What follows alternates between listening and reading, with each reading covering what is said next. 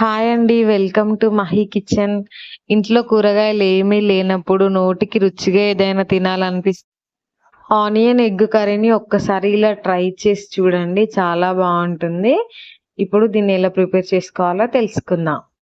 ముందుగా ఒక 5 పెద్ద సైజు ఉల్లిపాయల్ని వీడియోలో చూపిస్తున్నట్టుగా తరుక్కొని పక్కన పెట్టుకోండి.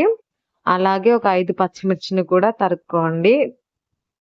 స్టవ్ ఆన్ చేసి కడాయి పెట్టుకొని దాంట్లోకి 5-6 టేబుల్ స్పూన్ల ఆయిల్‌ని వేసుకోండి.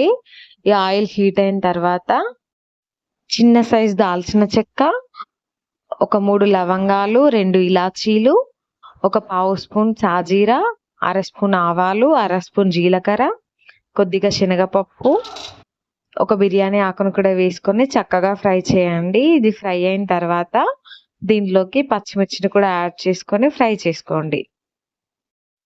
చూడండి, పచ్చిమిర్చి కూడా చక్కగా ఫ్రై అయిపోయింది.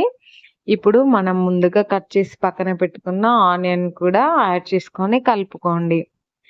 తర్వాత దీంట్లోకి కొద్దిగా పసుపు, అలాగే కరివేపాకును కూడా వేసుకొని చక్కగా కలుపుకొని సిమ్‌లో మూత పెట్టి ఒక 10 నిమిషాలు ఉడికించండి మధ్య మధ్యలో కలుపుతూ.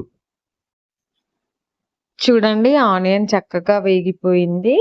ఇప్పుడు దీంట్లోకి కొద్దిగా అల్లం వెల్లుల్లి పేస్ట్, అలాగే మన రుచికి సరిపడా ఉప్పు, కారం, కొద్దిగా ధనియాల పౌడర్‌ని కూడా యాడ్ చేసుకోండి.